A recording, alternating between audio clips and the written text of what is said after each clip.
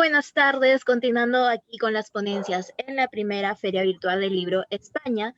Nos encontramos con Elena Ortiz Muñiz, quien nos dará una extraordinaria plática de cuentos. Adelante. Doctora Elena, ¿cómo está usted? Muy buenos días. Tengan todos ustedes desde México. Buenas tardes, España. Pues es un gusto para mí tener la oportunidad en esta ocasión de platicar con la doctora Elena Ortiz Muñiz, que ella se ubica desde Guanajuato capital, conocida como la cuna, bueno, más bien, la capital cervantina de América, en Guanajuato capital. Soy Francisco Gárate, compañero y amigo, y pues tenemos muchas preguntas, estimada doctora. Primero, y una de las partes más importantes, ¿desde cuándo existen los cuentos y cómo es que aún continúan vigentes? Hola, ¿qué tal? Muchas gracias, Francisco, por estar aquí. Muy contenta de estar contigo, acompañada en esta feria virtual del libro, en esta primera feria virtual del libro en España. Muy buenas tardes para todos allá en España. Buenos días para los que estamos de este lado. No. Pues bueno, contestando a tu pregunta, los cuentos yo creo que existen desde que el hombre pobló el mundo, ¿no? Porque siempre ha sido una necesidad el contar historias, el saber de historias. Entonces, pues por ejemplo, desde los prehispánicos vemos que tenían esta necesidad de culturas rupestres. No podemos vivir sin comunicar lo que somos. Y bueno, dicen, creo que fue Gabriel García Márquez el que dijo que estamos hechos de historias, ¿no?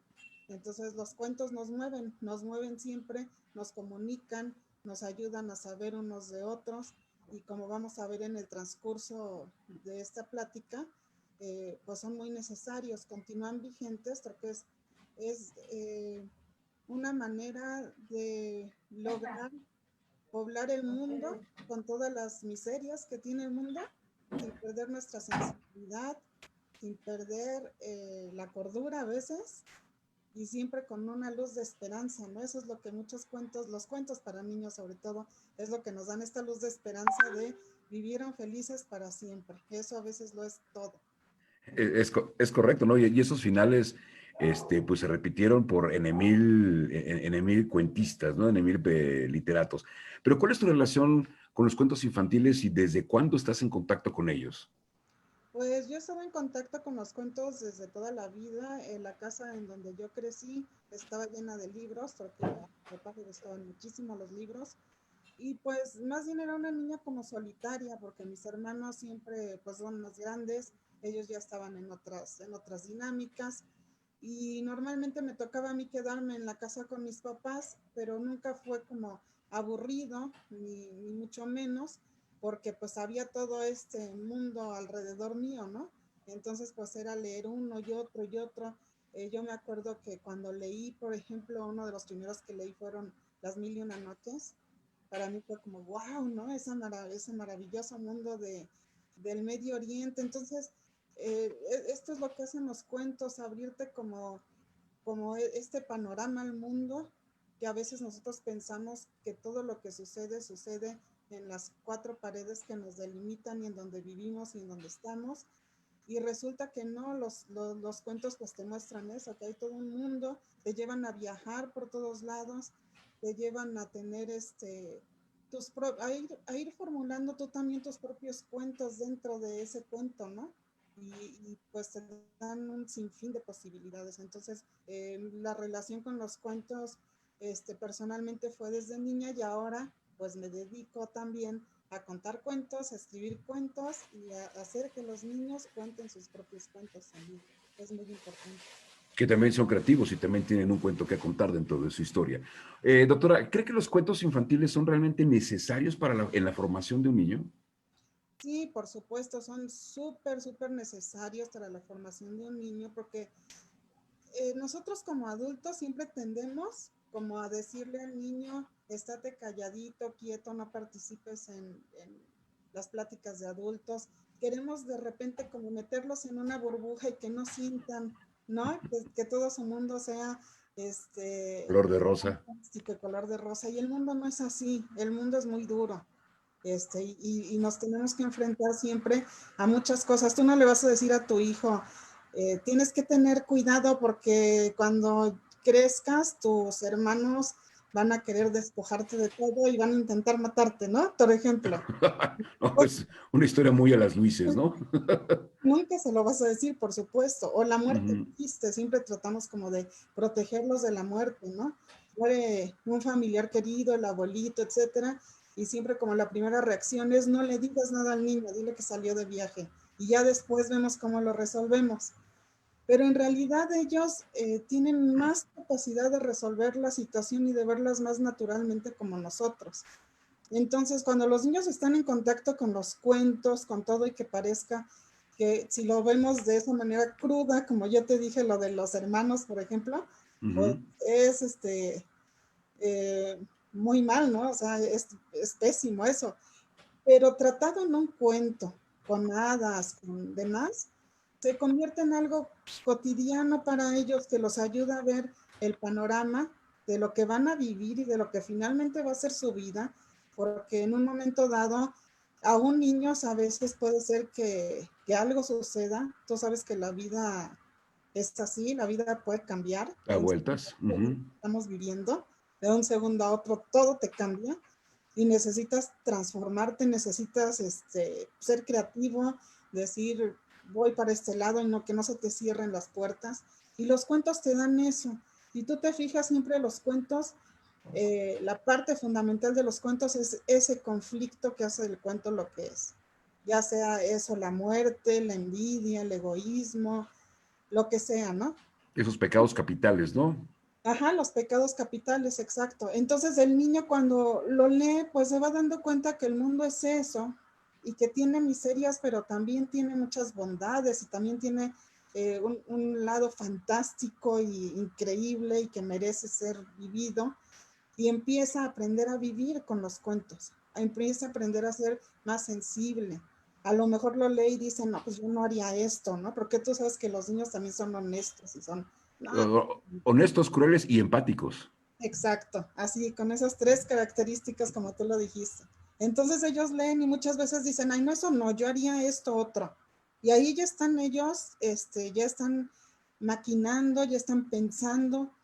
Y entonces cuando crecen, los niños que están en contacto con los cuentos, pues son niños más críticos, más Ujú. reflexivos, que necesitamos niños críticos también, porque los niños de ahora van a ser los adultos que rijan el mundo que nos va a tocar en el futuro. Entonces necesitamos niños críticos y sensibles, eh, Analíticos. analíticos, exacto, que no tomen decisiones como muchas veces nosotros solemos tomar y que muchas veces estamos como estamos por estas decisiones que tomamos a la ligera, de decir, doy mi voto por cualquier persona, me voy por esto porque parece lo más fácil.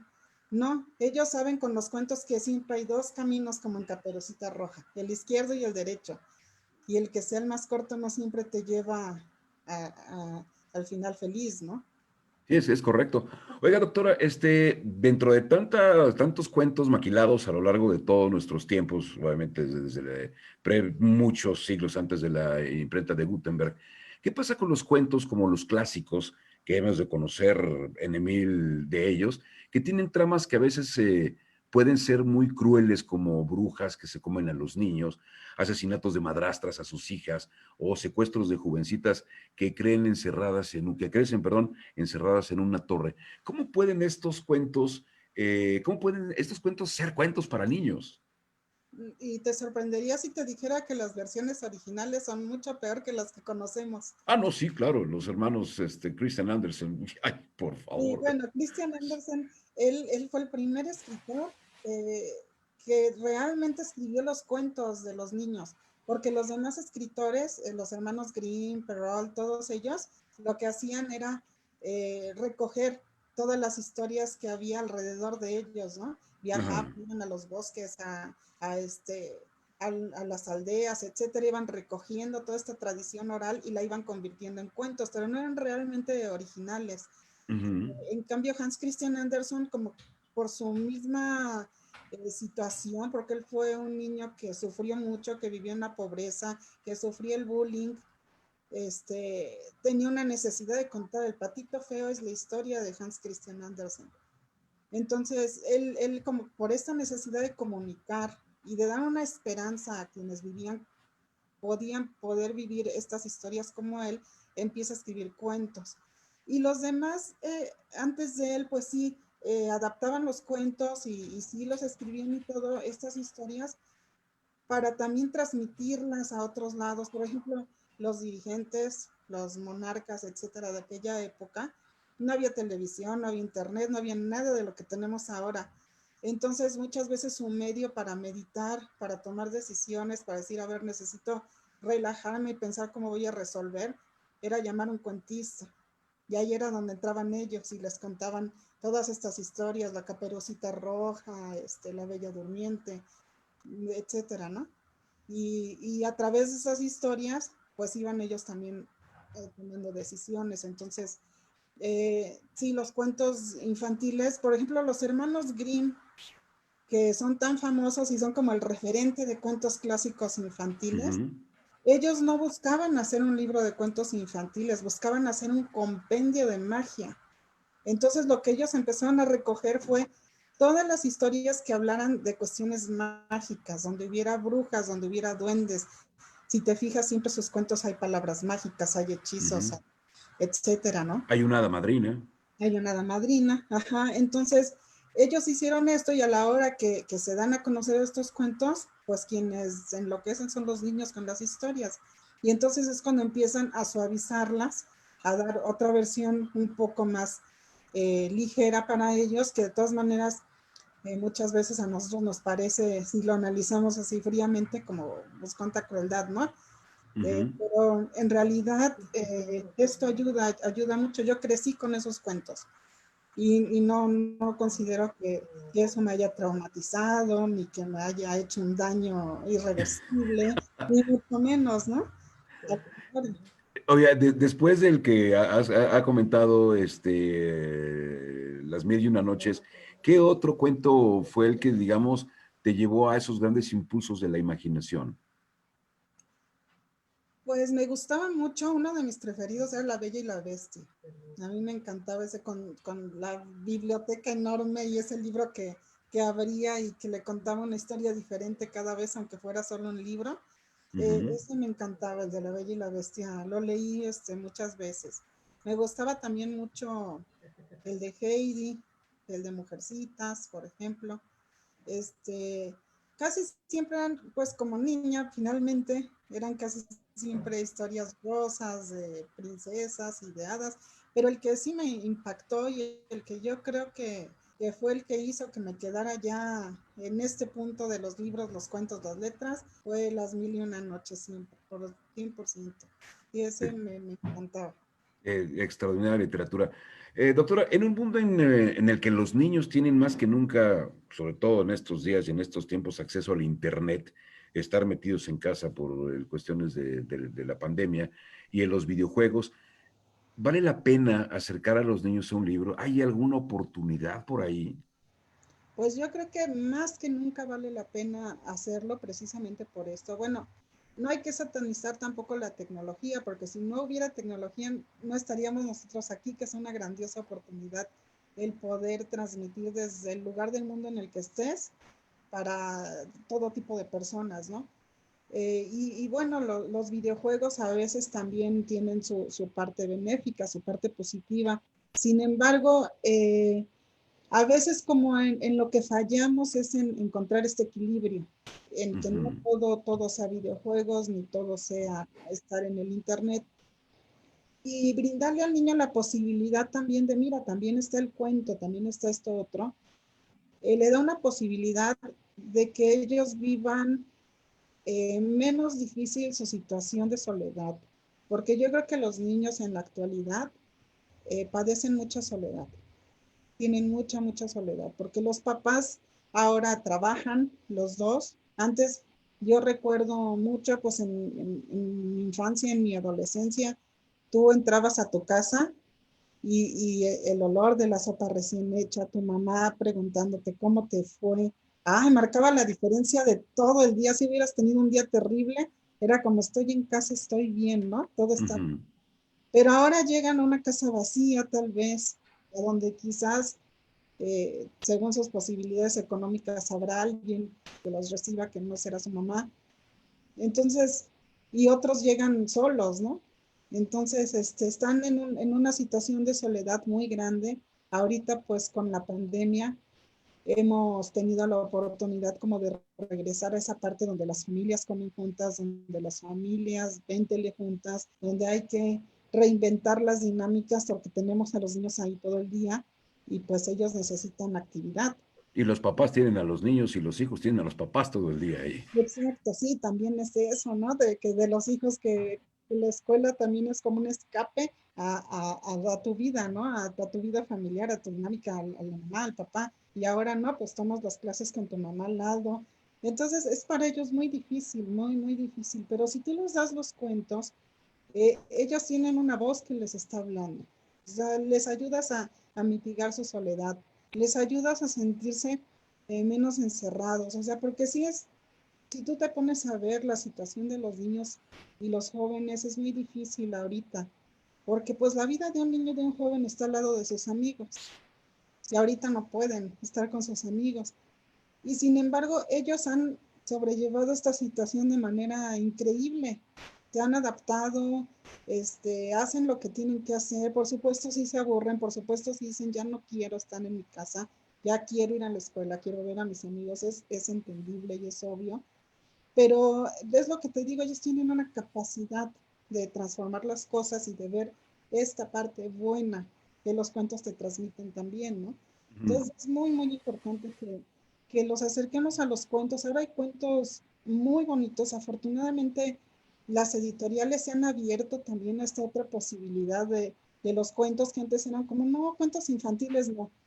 Y ahora hay en el mercado un número de posibilidades de cuentos infantiles, de editoriales dedicadas exclusivamente a los niños y a los jóvenes y que están preocupadas por sacar historias siempre, pues, increíbles que hasta uno como adulto los lee y ama esas historias. Entonces, sí vale la pena realmente acercar a los niños, darles esa oportunidad de que se desarrollen, de que además escolarmente un niño que lee es un niño que va a tener menos problemas con la ortografía, menos problemas con su expresión, que va a meditar más cada situación y eso se dediquen a lo que se dediquen en su vida, los va a ayudar y les va a hacer un bien. Entonces, ¿Considera entonces, doctora, que podría ser una buena solución a través de las políticas públicas educativas y obviamente la dinámica familiar a la que nos puede llevar esto de que el cuento regrese al joven o el joven regrese al cuento? eh, de que el joven regrese al cuento, sí, por supuesto, necesitamos más cuentos en la vida de los niños y de los jóvenes, cuentos que los ayuden y, por ejemplo, en este caso, conmigo, con mi programa Alas, no nada más es leer y estar en contacto con los cuentos y con los autores, porque también al ver tú la vida de los autores, cuando tú revisas la biografía de todos estos autores, te das cuenta también de que esa es una historia dentro de la historia que también te ayuda, ¿no? Porque son muchas veces inspiradoras y muchos de ellos vienen de situaciones muy difíciles, ¿no? Entonces, y además tú le das la oportunidad de que escriba sus cuentos y de que los cree, porque siempre cuando tú lees, llega un momento en que ya las historias no son suficientes y tienes la necesidad de contar tus propias historias.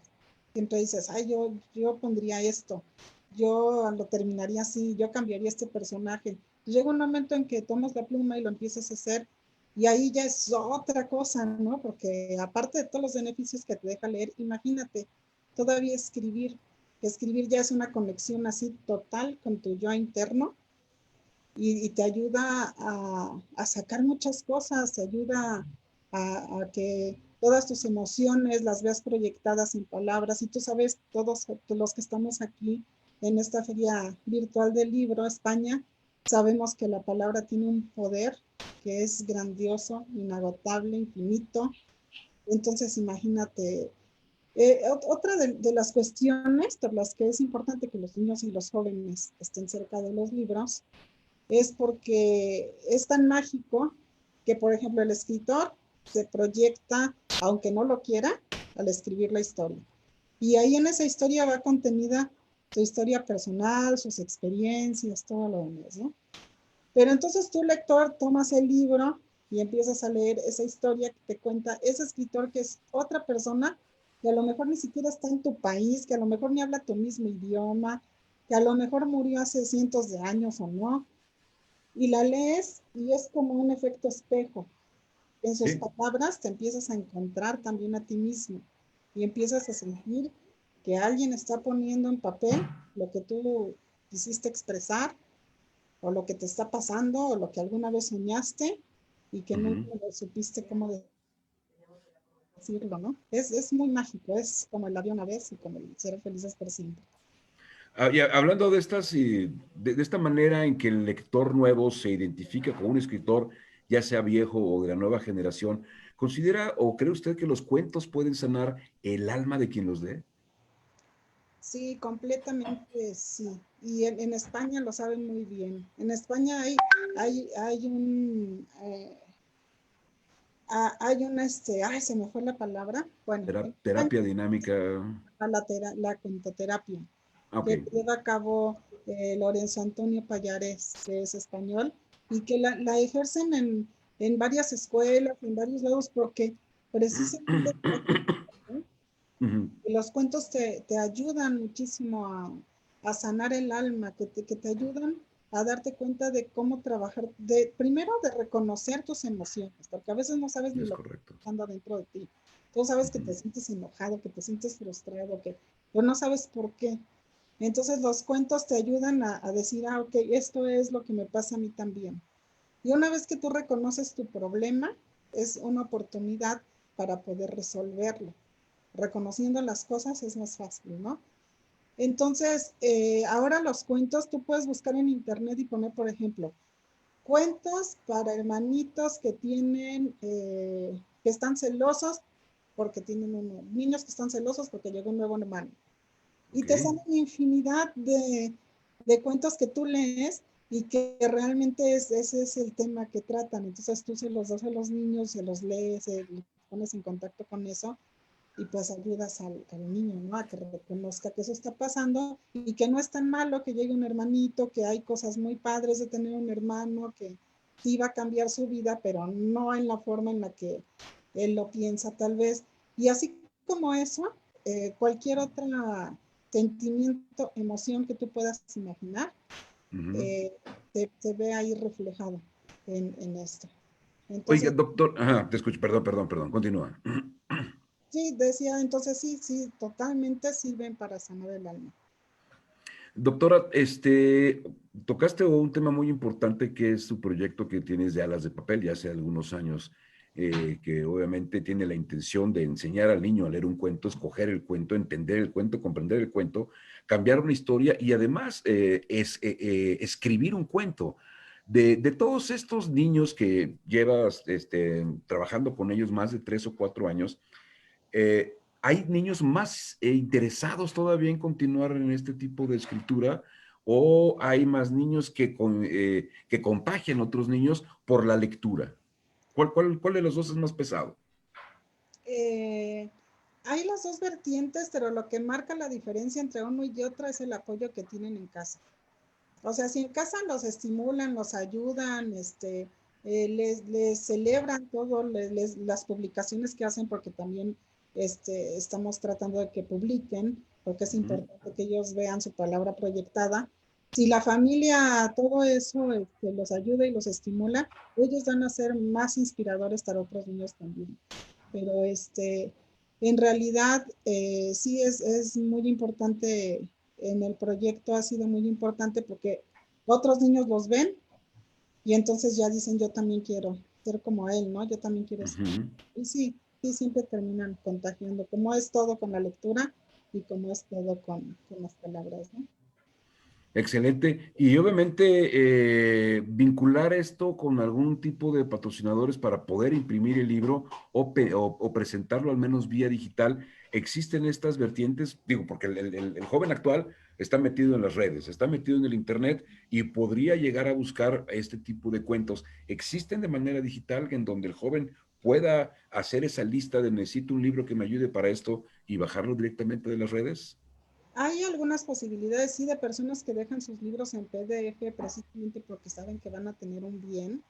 Ujú. Y hay otros que prefieren solamente la venta, ¿no? Pero sí, sí hay una posibilidad muy, muy amplia de poder Ujú. bajar en PDF muchos, muchos libros. Y de hecho, con la pandemia, muchas editoriales han dejado libres estas situaciones y puedes tú bajar muchos cuentos ahora, incluso en Facebook, en las redes sociales, circulan siempre el PDF de tal cuento, el PDF de cuentos actuales y cuentos clásicos y cuentos de todo tipo. Entonces, al lector, como dice el refrán, al buen lector le llegan los cuentos del cielo también, ¿no?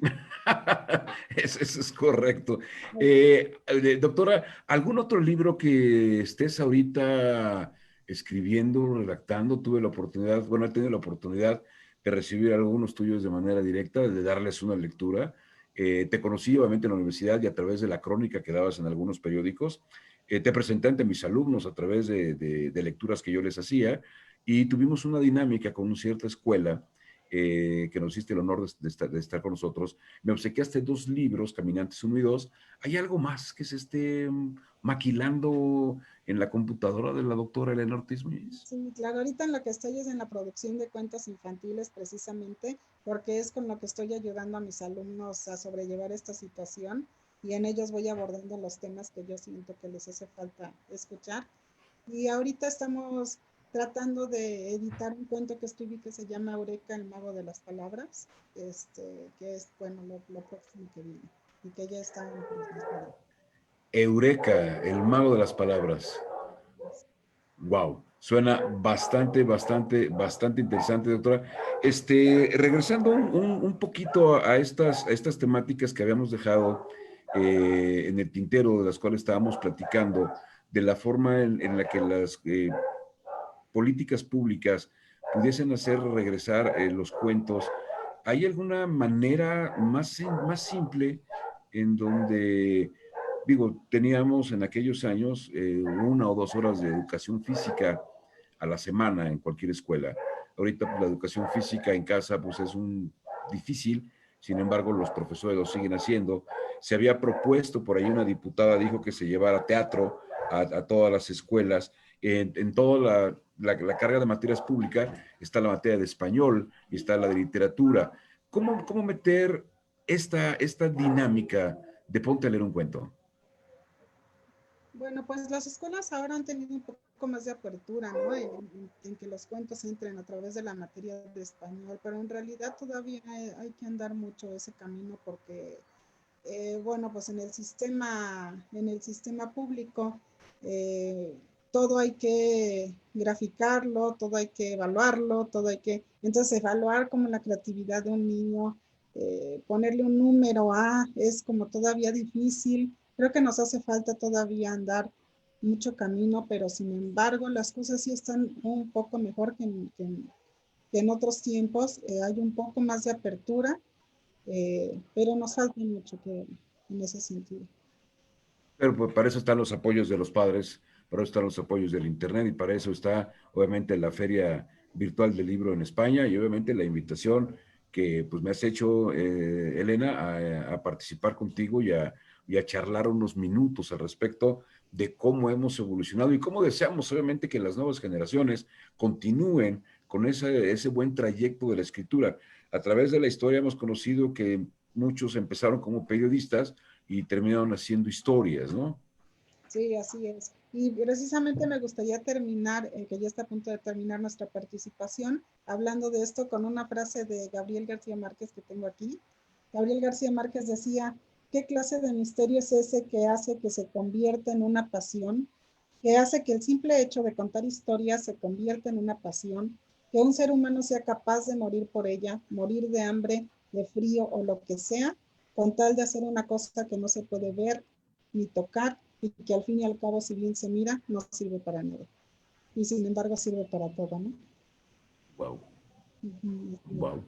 Pues muchísimas gracias por concederme esta entrevista e invitarme a la misma.